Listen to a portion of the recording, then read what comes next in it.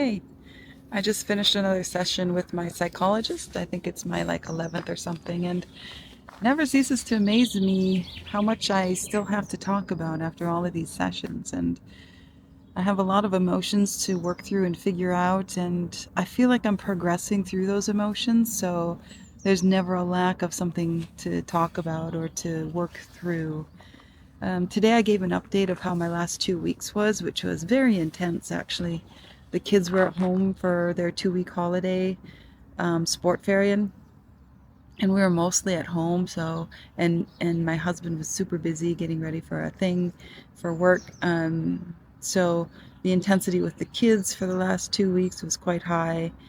Um, so I didn't get a lot of chance to work on myself really, which is okay. I worked on my business and I also worked on being with the kids and being okay, um, not working while the kids are at home. I think that's something I struggle with a bit, which is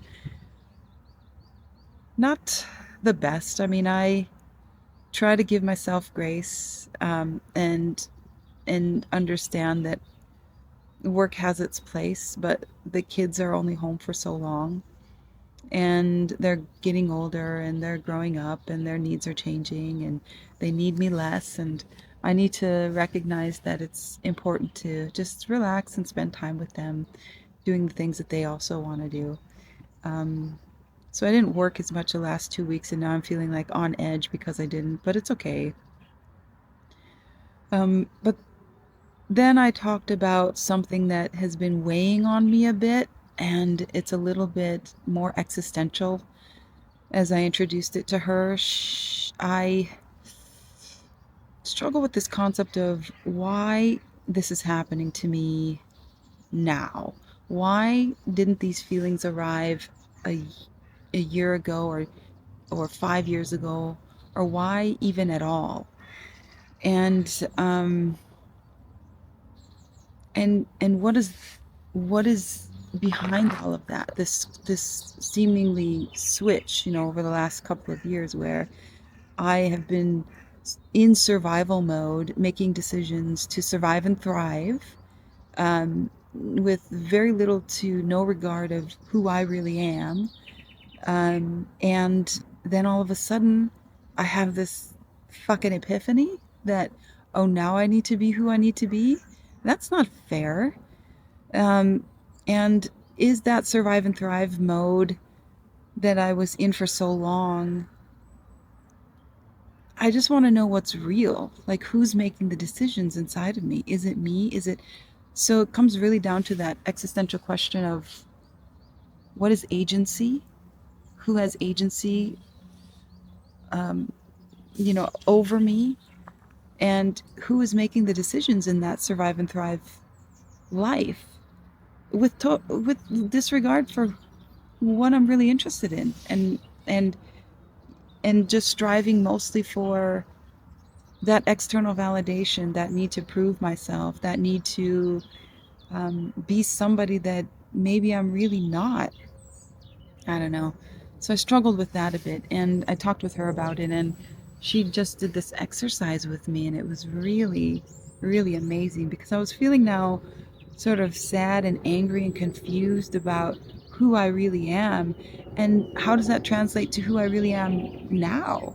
Are all of the decisions that I'm making not in survive and thrive mode, but more in this area of this is really what I feel like I need to do? This is what makes me happy. Is that also me? Because right now I feel like, and maybe I said this before, I feel like the decisions that I'm making aren't filtered through this prism of who's going to accept me, and am I worthy of love? Am I worthy of just being me? Is this going to be validating in some way? I don't have that prism anymore. But now my decision making is sort of not even mine. It's like I feel like I'm on a river, and the river is just taking me where I need to go. Or, for example, the movie Vaiana or Moana. That movie really spoke to me in terms of what purpose and calling is. There was a scene in that movie, and I can't know if I'm recalling it very well, but there's a scene where the water would interact with Vaiana or Moana in the most neat, pivotal moments. There was a moment where she was arguing with herself, with her self-doubt, and she said that she quit or something like that. And then the water kind of just grabbed her and moved her in the right direction and supported her in feeling stronger in her decision making to keep going, um, and to and to continue to um, find the gem or whatever, and just to continue on and save her people. Not that I am saving anybody except myself. Um, so anyway, that's how I feel. I feel like there's this external force that is just saying, "Go do this. You start your business. People will come. If you build it, they will come," sort of situation. And so I'm building it. But is that real? So I don't know how to get to the bottom of the sense of agency. Like who's making the decisions in there? If I held a mirror up to myself and looked deeply into my own eyes and say, who's in there? I don't know. And I think that it's just a matter of time for me to get more comfortable in my own skin about who's making the decisions and understanding that it is me, some version of me that needs to be at the forefront now more so than ever. I'll wait till the church bells stop ringing.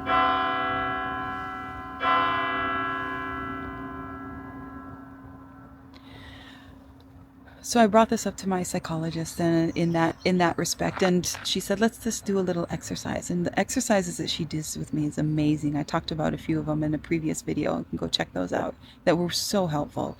And this exercise was actually very helpful for me, and I feel more at ease about the question of who's making those decisions. So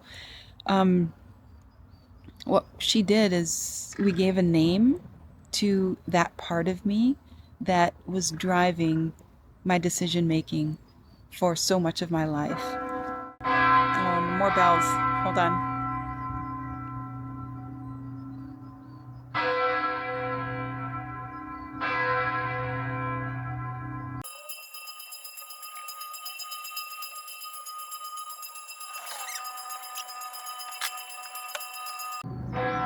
Oh my goodness. Is it finally done? Wow. That was almost 4 minutes worth of bells. Anyway. Oh, another one. Starting up again? No. Okay. So we did this exercise where we named that part of me that was in the survive and thrive mode, who making decisions for all of this validation reasons, whatever. We called her Survive and Thrive. And I actually sat in a separate chair and I took on the role as Survive and Thrive.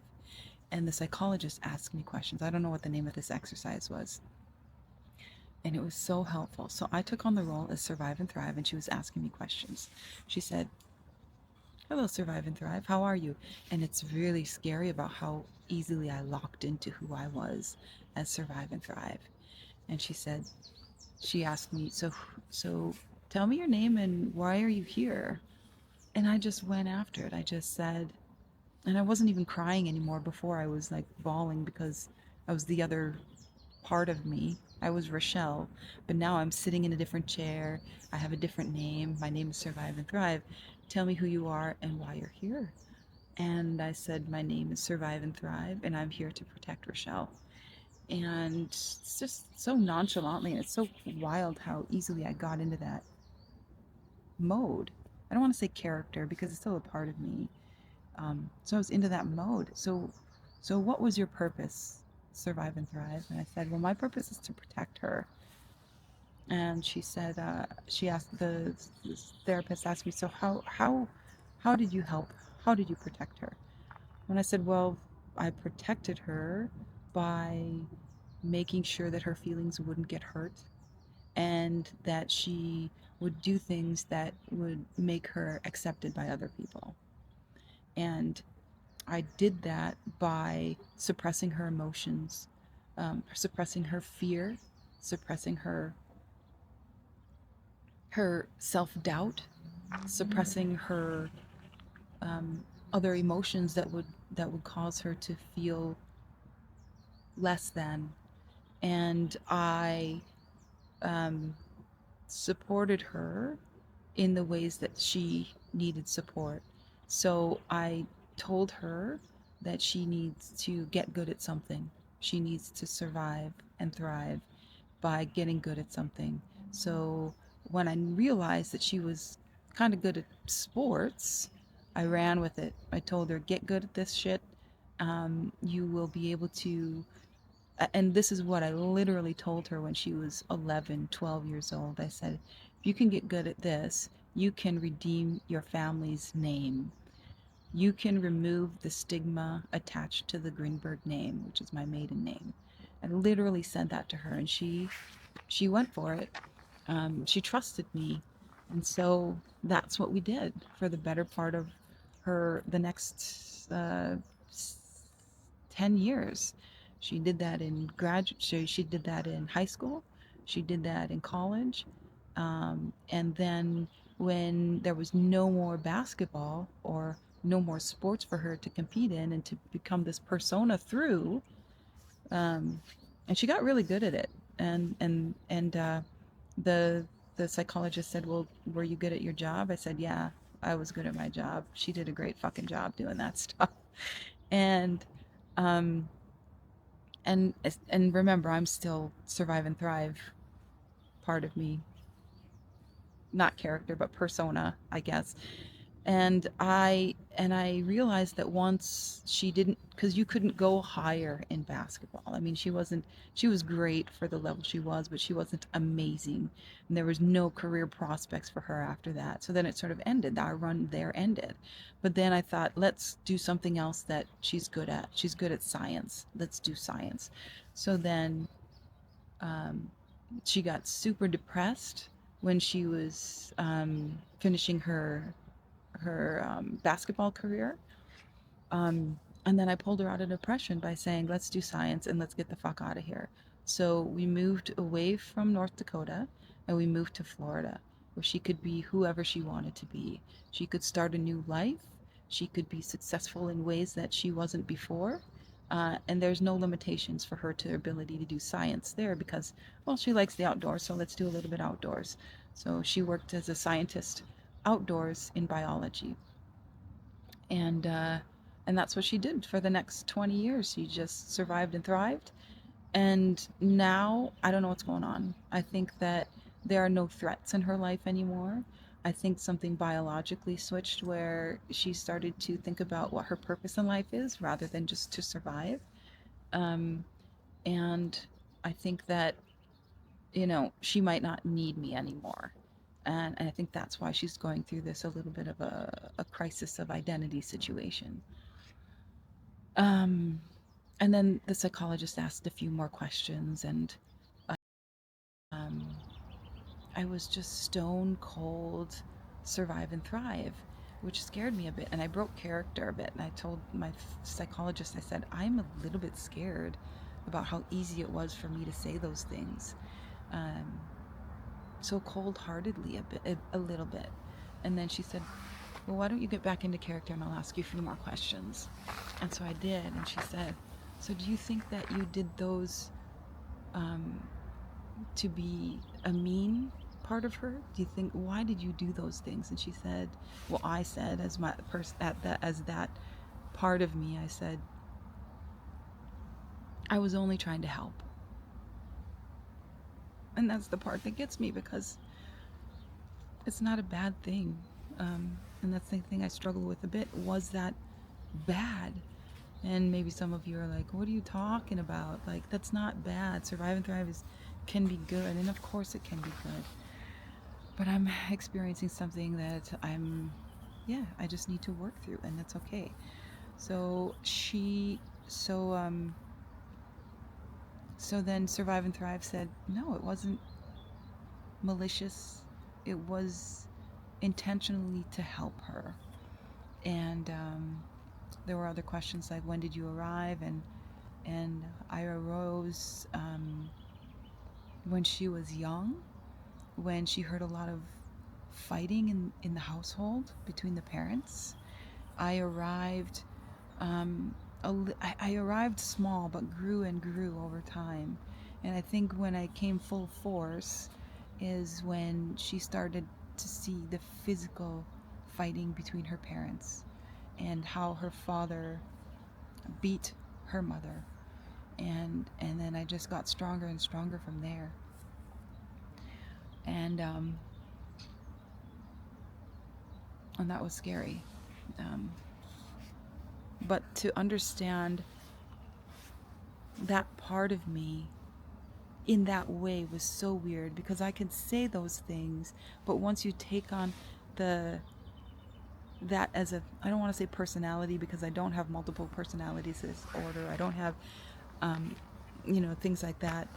It's just within the realm of different parts of us come through stronger than others in different ways. So then I ended my part as that, let's just say, character, survive and thrive character, and then I sat in the other chair back as myself, Rochelle, and I just started bawling. It's so weird how that changed so quickly, and there was a lot of emotion. But the important part was the psychologist asked me, so is there anything that you, as Rochelle, do you want to say to survive and thrive? And I just wanted to say, I don't know if I am angry or upset, or if I should be thankful. And the more I thought about it, I realized, well, maybe thankful is the way I need to go, because my life could have been very, very different.